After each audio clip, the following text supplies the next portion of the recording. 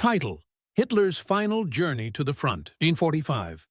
Adolf Hitler had begun to limit his public appearances as the war progressed and Germany began to lose.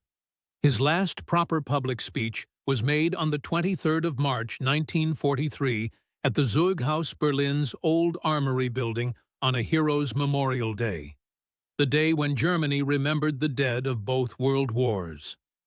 The old sparkle was now rapidly leaving the Führer as the stress of managing the war and his health problems began to take their toll on his appearance. The 20th of July, 1944 assassination attempt was another turning point in his downward spiral. Though Hitler was still filmed for the newsreels, he was, as we see in this footage taken shortly after the attempt on his life, increasingly stooped and prematurely aged. This was a big problem for the Nazis, because Hitler's previous image as a virile, strong, forceful, and visionary leader who inspired the masses to prosecute the war was being threatened by his increasingly shambolic appearance and lackluster oratory. Following the bomb plot, Hitler made no more public speeches, only speaking via radio addresses where his infirmities could be kept from the war-weary public and the troops. But this situation became increasingly unsatisfactory, particularly from the point of view of Dr. Goebbels, the Reich propaganda minister, who became closer and closer to Hitler in the last months of his life and was a big influence over him. On the 16th of January, 1945, Hitler arrived in Berlin aboard his special train after leaving his Western Front headquarters, the Adlerhorst, for the last time following the failure of the Ardennes offensive. The Soviets would launch their final drive west on the 18th of January, smashing through the thinned-out units that had been patched together, trying to hold the Eastern Front. Hitler's focus was now to be on the gargantuan struggle against the Red Army. Hitler continued to live in his apartment in the Old Reich Chancellery until mid-February 1945. But due to incessant Allied bombing of the capital, he moved into the Führerbunker beneath the new Reich Chancellery garden to sleep. He would continue to take his meals and hold military situation conferences in the new Reich Chancellery until mid-March 1945, thereafter transferring to the Führerbunker permanently, beginning a subterranean existence for the remaining weeks of his life. Though the Eastern Front stabilized, it was only the calm before the storm as Stalin prepared his final push to capture Berlin. With the Red Army now poised only 100 kilometers east of the Reich capital, huge efforts were being made to shore up the Oder front, with a patchwork of worn-out divisions lacking adequate armor, artillery, and trained personnel. Hitler's complete absence from the front was seen as having a detrimental effect on morale, with rumors rife that he was already dead. The problems were manifest. Firstly, Hitler's powerful secretary, Martin Bormann, had maneuvered himself into the position of gatekeeper to the Führer, as he continued to gather power to himself in the last weeks of the war. Nobody got to see Hitler without first going through Bormann. It suited Bormann's plans to control Hitler, keeping him isolated at the Reich Chancellery and Führerbunker, his only contact with his armies by telephone, ordering the twice-daily military situation conferences when various generals and their staffs would appear to report in person. But Hitler's invisibility and isolation were not a good thing for an army waiting with great apprehension for the Soviets to strike. Hitler's second problem was Reich Minister Goebbels, who knew the regime had an image problem and realized that Hitler had to be seen in public.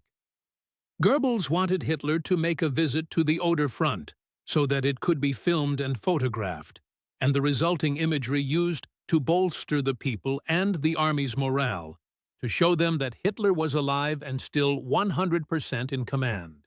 The third problem was the state of Hitler's health by early March 1945. On the 24th of February, Hitler had held his last meeting with people outside of his inner circle and military command when he hosted a reception for a group of Gauleiters at the Reich Chancellery. The occasion was the 25th anniversary of the proclamation of the Nazi Party program at the Munich Hofbräuhaus in 1920. Most of the Gauleiters hadn't seen Hitler in person since his address following the July 1944 bomb plot, and Hitler had always turned to the Gauleiters, particularly when the war was going badly, to ask them to bolster the people's morale and belief in him throughout Germany. The Gauleiters were naturally shocked by Hitler's appearance. He shuffled rather than walked. His left hand trembled uncontrollably. His color was pallid, his eyes bloodshot with large bags beneath them, and he often dribbled. He spoke to them for 90 minutes sitting down, promising new wonder weapons that would yet turn the tide of the war in Germany's favor. But the Führer's evident frailty and his tired rhetoric undermined their belief in final victory. Frankly, it scared these regional Nazi leaders. Hitler knew that he was failing and refused all of Goebbels's entreaties to make public appearances or speeches. But Goebbels eventually convinced him to make a visit to the front. When Bormann heard of Hitler's decision, he tried to dissuade him, recruiting many of his inner circle and his generals to oppose such a move on the grounds, of course, of personal security. Though the Oder front was fairly quiet as the Soviets prepared for the final attack towards Berlin, Allied aircraft roamed Germany virtually at will, often shooting up German vehicles on the roads. The generals perhaps also realized that Hitler's appearance would probably do little to raise morale. Rather, it might actually damage it further. But Goebbels's view prevailed, and Hitler ordered the visit to proceed. The decision was taken to visit a command post not too far from Berlin. The headquarters of the 9th Army's 101st Army Corps was selected, located at Monchoy Castle at Hanukow, some 60 kilometers by road from the Reich Chancellery and some 20 kilometers behind the German front lines on the river Oder. Under normal circumstances, it would be a drive of around 90 minutes, but due to bomb damage on the roads, particularly in Berlin and in the suburbs, the journey was longer. As usual, Hitler was exceptionally well protected when traveling.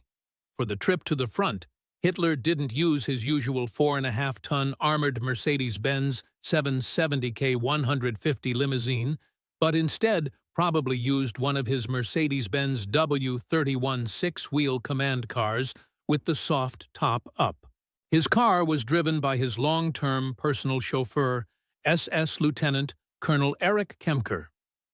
Hitler's car was followed by other W31s from the Reich Chancellery motor pool containing aides and bodyguards, the latter being heavily armed and well organized.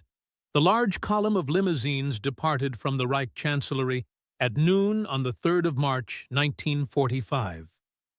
Hitler's doctors had prepped their patient for the journey, giving him injections of stimulants to allow him to cope with the public appearance. He wore his usual field gray tunic with a long gray leather trench coat and special leader's hat.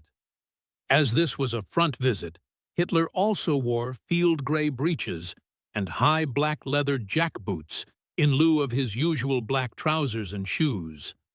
The image was important. It looked like the war leader who had been photographed in Poland in 1939 and France in 1940. Waiting to meet him at the castle was the commander of the 9th Army, General Theodor Buss, and the 101st Corps commander, General Lieutenant Friedrich Sixt, plus a whole panoply of generals and staff officers. Outside, a large contingent of ordinary troops was gathered. Hitler went into one of the castle's large reception rooms and was filmed greeting more junior officers of the 9th Army. The propaganda ministry cameramen were taking pains to shoot Hitler carefully to try and conceal his physical problems. Three things become evident. Firstly, Hitler's bent posture and shuffling gait is very obvious, not to mention his fixed and staring expression. Though the cameraman tries his best, he can't quite hide Hitler's severely shaking left hand, which is flapping around like a dying fish, indicating a neurological disorder that became more pronounced towards the end of his life. The Situation Conference then followed, with Hitler seated before a table spread with maps, while General Buss and the rest of the brass hats listened, as Hitler set forth his opinions and apparently implored the Ninth Army to hold on for as long as possible until the new wonder weapons could be unleashed in sufficient numbers to turn the tide. Hitler was next photographed and filmed leaving the castle, walking quite briskly, considering his ailment. Moments past an array of adoring soldiers to his waiting car, really trying to exude an air of business as usual, of some vigor and purpose.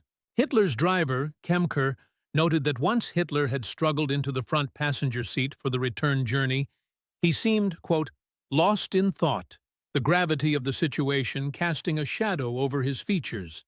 He did not speak, end quote.